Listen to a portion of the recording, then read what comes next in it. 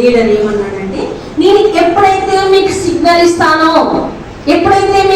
ఇస్తానో అప్పుడే మీరు పాట పాడాలి అని చెప్పినప్పుడు ఆయన సిగ్నల్ వినగానే మూడీ బైబిల్ కాలేజీలో నేర్చుకున్నదంతా క్లారెన్స్ జోన్స్ అక్కడ వెనిజిల్లాలో ఉన్న వారందరూ ఏం చేశారంటే పాడుతూ వచ్చారనమాట.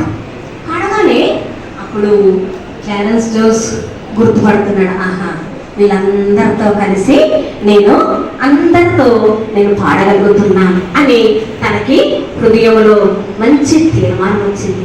మరి ఈ వెనిజులా ప్రాంతం నేను గురించి చెప్పాను కదా, చాలా ధనవంతమైన పట్టణం, నూనెకి ప్రసిద్ధమైన పట్టణం.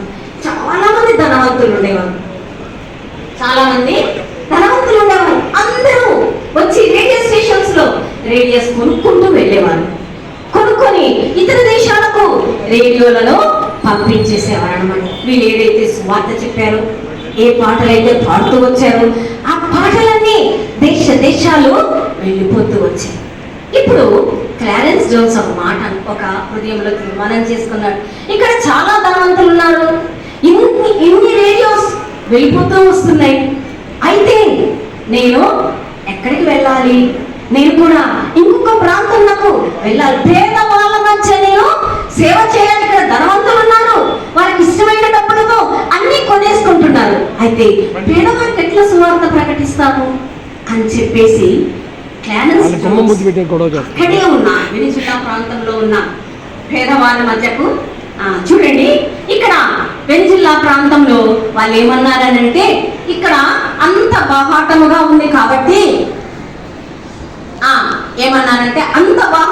ఉంది కాబట్టి ఇక్కడ మరి కొండల ప్రాంతంలో నీవు రేడియో స్టేషన్ ప్రారంభించావంటే ఇక్కడ స్వరాలు బయటకు వెళ్ళవు, కాబట్టి ఎవరికి కానీ రేడియోలో చేసింది వినబడవు అని తను చెప్తూ వచ్చాడనమాట.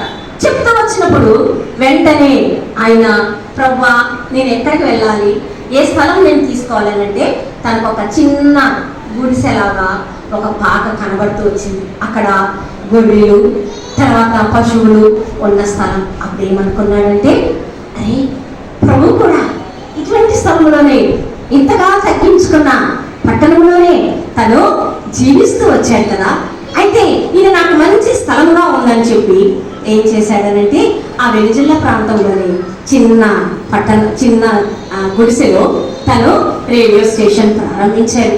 అనేకులు దేవుని యొక్క సువార్తను వింటూ వచ్చారు. సువార్త అందరికీ రేడియో ద్వారా ప్రకటిస్తూ వచ్చాడు. మరి ఇక్కడ పెద్ద మంది, చాలా మంది ధనవంతులు ఉన్నారు కాబట్టి ఎన్నో రేడియోస్ అక్కడి నుండి బయటికి వెళ్ళిపోతూ వచ్చాయి. అప్పుడు తను ఒకటే తీర్మానం చేసుకున్నాడు.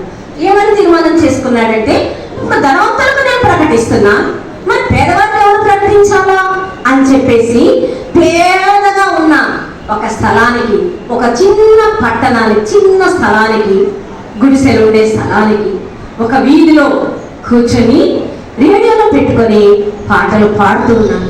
పాట వినిపిస్తూ ఉన్నాడు. అందరంట విలువిలుమంటూ పరిగెత్తుకుంటూ వచ్చారంట.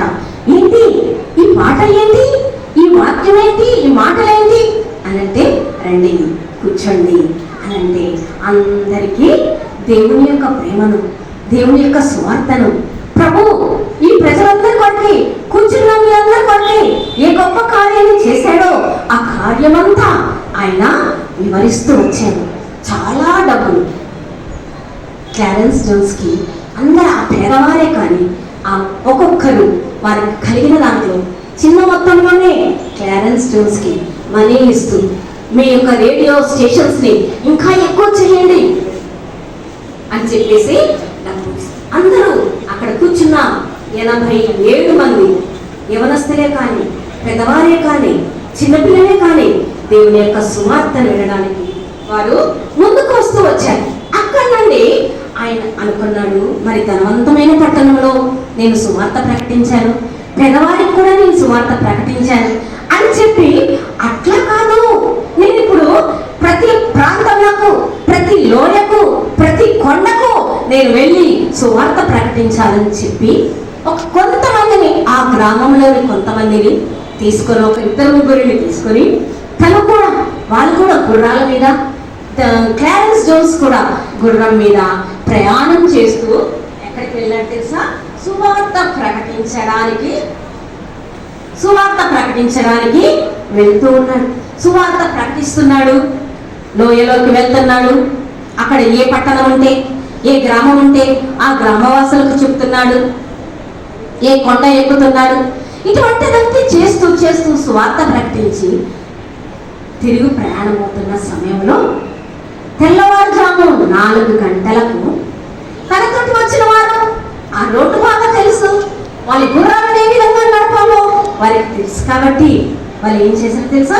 వాళ్ళు స్పీడ్గా పరుగున స్పీడ్గా వాళ్ళు వెళ్ళిపోతూ వచ్చారు. క్లారెన్స్ జోన్స్ మాత్రము కొండ ఎక్కాల, లోయలోనికి దిగాలి. వెంటనే ఆ గుర్రము కాలు తప్పి కింద పడిపోయింది. క్లారెన్స్ జోన్స్ కూడా కింద పడిపోయాడు. పట్టుకోవడానికి ఏమీ కానీ లేదు. ఒక చెట్టు తనకి ఆశ్రయంగా దొరికింది.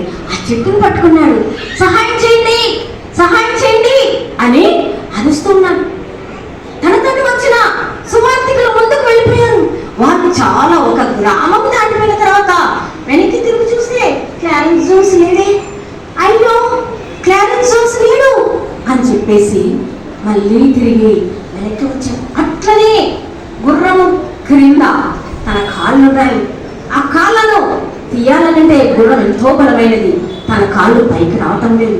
అనుకున్నాడు కాళ్ళు వెళ్ళిపోయాయేమో అని అనుకున్నాడు. కానీ వాళ్ళు మళ్ళీ తర్వాత వెనక్కి వచ్చి ఏంటి అంకుల్, ఏంటి బ్రదర్, ఇక్కడ ఉండిపోయాడు అంటే నా గుర్రము కాలు జారిపోయింది, నేను కింద పడిపోయాను, మీకు సహాయం చేయండి అని మిమ్మల్ని అరుస్తూ ఉంటే మీరు నన్ను పట్టించుకోలేదు, మీరు వెళ్ళిపోయారు. ప్రభువే మరలా మిమ్మల్ని నా దగ్గరికి రప్పించారు. వెంటనే వాళ్ళ గుర్రాన్ని పక్కకు జరిపి తన కాళ్ళు తీశారు. తీసిన తర్వాత క్లారెన్స్ జోన్స్ అనుకున్నాడబ్బా ఇంకా నా కాళ్ళు ఉండవేమో అని అనుకున్నాడు. కానీ కొద్దిసేపు అయిన తర్వాత తను చక్కగా నిలబడి మరలా గుర్రం ఎక్కి తన ప్రాంతంలో ఎక్కడైతే ఏ ప్రాంతంలో అయితే న్యూజిల్లా ప్రాంతంలో ఉంటూ వచ్చారో అక్కడికి తను వెళ్ళిపోతూ వచ్చాడు. చూడండి, దేవుని సేవ ఎంత చక్కగా చేస్తూ ఉంటే శత్రువు కూడా ఎంత చక్కగా పనిచేస్తాడు.